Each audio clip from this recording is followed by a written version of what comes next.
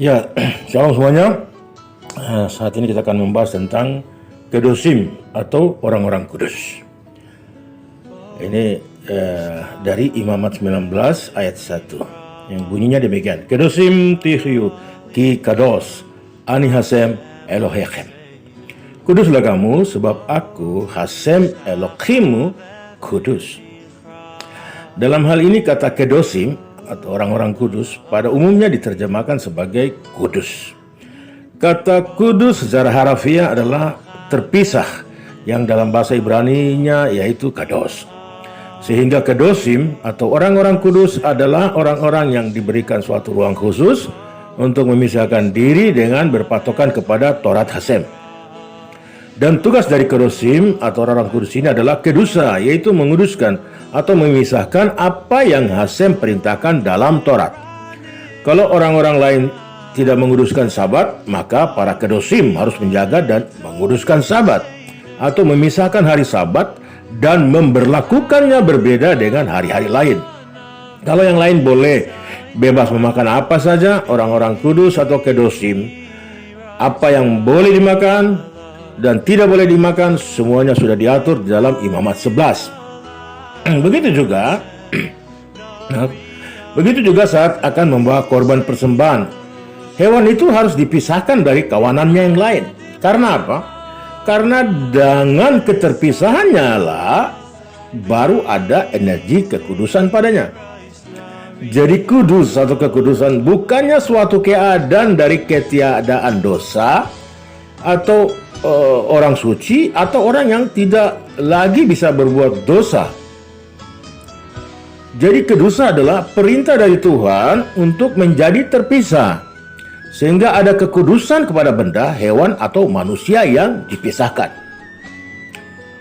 Pertama kalinya kata kedusa digunakan di seluruh Torah adalah pada awal kitab Kejadian, pada akhir dari 6 hari penciptaan, di mana Tuhan memisahkan satu hari dengan yang lainnya. Vayvarech Elohim et yom hasvi Vayakades oto ki vozavat michol melach so aser bara Elohim la asot.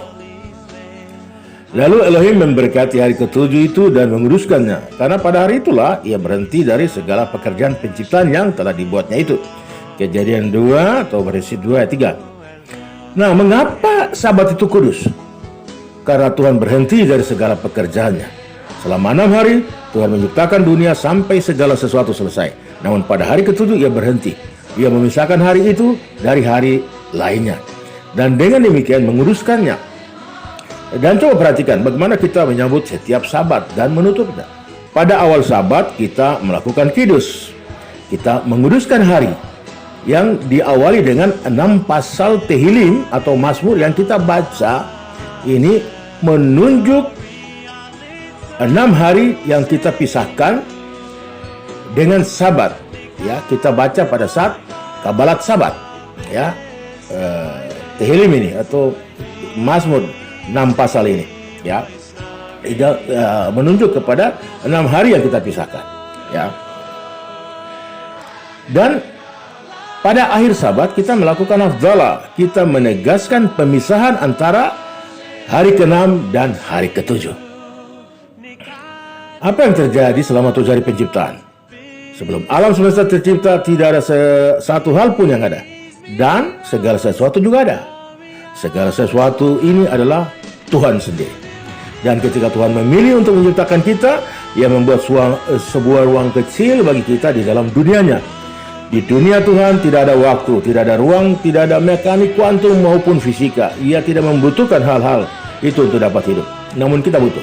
Oleh karena itu Tuhan memisahkan antara ruangnya dan ruang kita. Kita tidak bisa pergi ke ruangnya, Tuhan juga tidak akan datang ke ruang kita. Dia cukup hadir dengan segala sesuatu yang bisa dia gerakkan untuk berjumpa dengan kita. Ia menciptakan sebuah apartemen kecil bagi kita di dalam dunianya agar kita dapat hidup. Selama 6 hari penciptaan kita melihat kata Vayavdel disebutkan 3 kali, menandai 3 pemisahan penting yang dibuat oleh Hasem agar manusia dapat memiliki ruang di mana ia dapat hidup.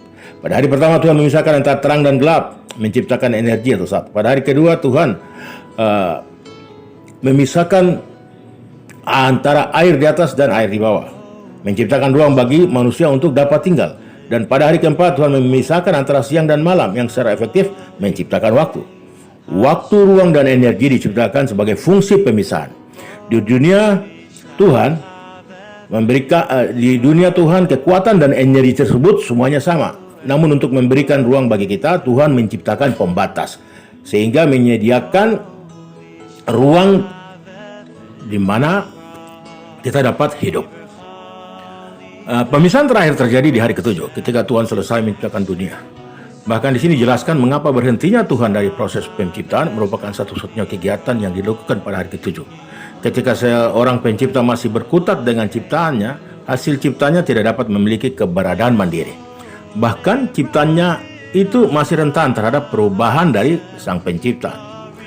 Contohnya seorang pelukis yang melukis taman mawar. Mungkin tiba-tiba berubah pikiran dan mengganti mawar tersebut menjadi anggrek. Lukisan itu belum memiliki identitas final sampai pelukis memutuskan untuk berhenti melukis. Ya. Dan kemudian memisahkan. Proses ini namanya kedusa. Oleh karena itu, sebagai tindakan penuh kasih, Hasem menghembuskan kehidupan mandiri terhadap dunia hasil ciptaannya ini. Ketika melakukan pemisahan terakhir, yaitu dengan berhenti menciptakan, ia menyediakan ruang bagi kita di mana kita dapat berdiri sendiri. Jadi kedosim atau orang-orang kudus adalah orang-orang yang melakukan kedusah, memisahkan diri dari aturan umum dan mengkhususkan diri untuk melakukan instruksi khusus dari Hasem, yaitu Torah. Dengan tugas utamanya adalah memisahkan Hasem dan menguduskannya dari ilah-ilah di dunia ini dan hanya menyembah kepadanya, serta menguduskan nama Hasem di bumi seperti yang dilakukan makhluk-makhluk ilahi di dunia atas. Maka para kedosim atau orang-orang kudus ini di bumi, setiap hari dalam doa mida mereka akan berseru, Nekades et simka baolam, semak disimoto bismei marom, kakatuf aliat nefecha, fechara selse fe amar, kados kados kados, Hasem sevaot, melochol haaretz kefodo. Kami menguduskan namamu untuk selama-lamanya di bumi, seperti mereka menguduskan namamu di surga. Seperti yang ditulis oleh nabimu, mereka berseru satu kepada yang lain, Kudus, kudus, kuduslah Hasem Sevaot. Kemuliaannya memenuhi seluruh bumi. Toda Rabba, Shabbat Shalom.